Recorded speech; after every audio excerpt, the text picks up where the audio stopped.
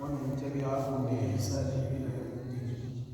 اللهم صل على محمد وعلى آل محمد كما صليت على إبراهيم وعلى آل إبراهيم إنك حميد مجيد، وبارك على محمد وعلى آل محمد كما باركت على إبراهيم وعلى آل إبراهيم إنك حميد مجيد.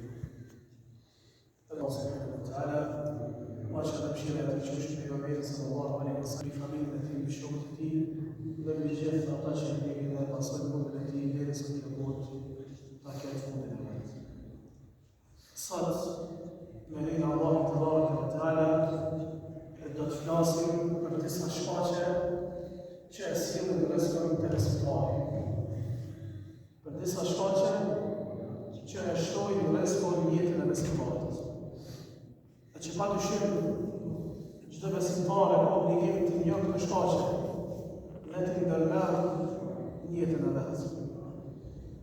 Fillimisht, para se ty në tejë, duhet me qenë bindja besimtarit, se rizku është dorën e Allahut te bareke ve teala.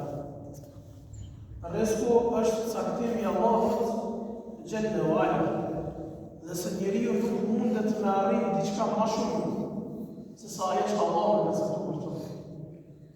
Nëse nuk mundet me lanë diçka mangu jashtë asaj që Allahu ka caktuar. Dhe këto Allahu xhelle ve ala ka përmendur disa vende në Kur'an.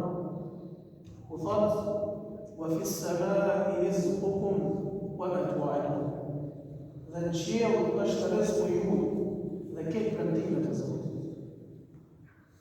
Mirë po pas kësaj bindje është edhe një keqkuptim në besim e besimtarit. Shumë për njerëzve mendojnë se mjafton vetëm me pas bindje se Allahu xhelle ve ala ka caktuar se mirë po nuk i ndërmarrin shkaqet me arritjes. Nuk i ndërmarrin shkaqet që me shtuesën. Dhe padyshim se kjo bindje është e mangët. Nuk është e plot. Besimtari duhet ta di se Allahu xhelle xhelaluhu përveç se e ka caktuar rizkun e tij, gjithashtu ka vendosur shkaqe që besimtari me shtuesën. Ka vendosur shkaqe që besimtari me kërku atës. E para për këtyre shkaqeve është devotshmëria dhe frika ndaj Zotit që duhet me pas besimtari. Duhet me pas frikë Zotit në pasë.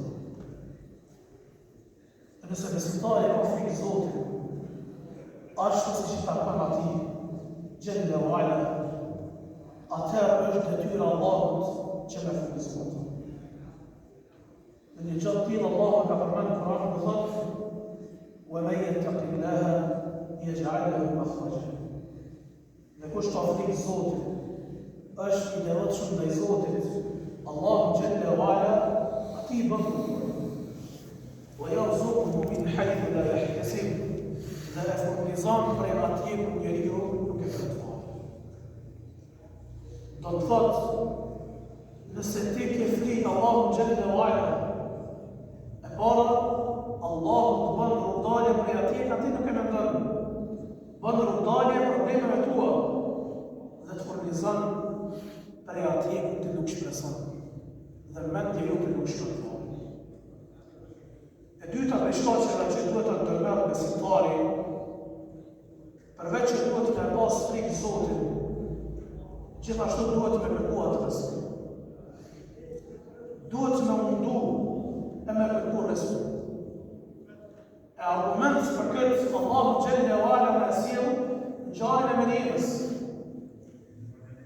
Meriema kur e ka lindë Ismail alayhis salam, është largu me një vend praktikë pa njerëz, të një trup i një hurme të fortë. Dhe prej mëshirës Allahu xhelle xhelaluhu, ajo hurme ka sjellë frut të freskët. Allahu xhelle ve ala me gjithatë i është drejtuar dhe i ka thonë: "Wa huzzi ilayki bi jid'in nakhla." Shkunde aty. Allahu xhelle ve ala me këtë ka dashur të tregu ty se duhet të mundu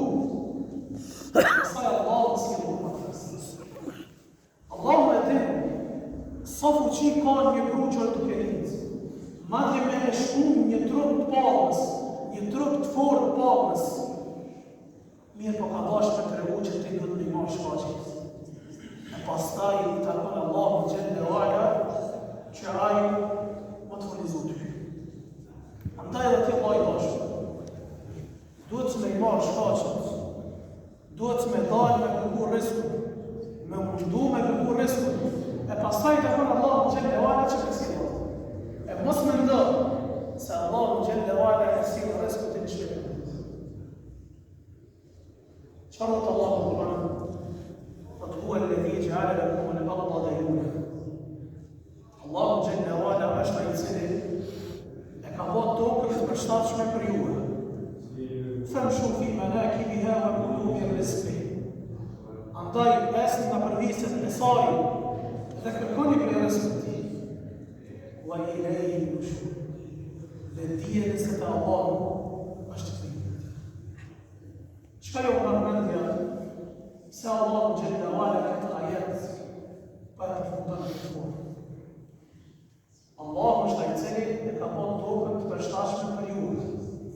Andaj esni në përviset e saj, kërkoni rrezikun e Zotit në fund dhe dini se te Zoti është kthimi.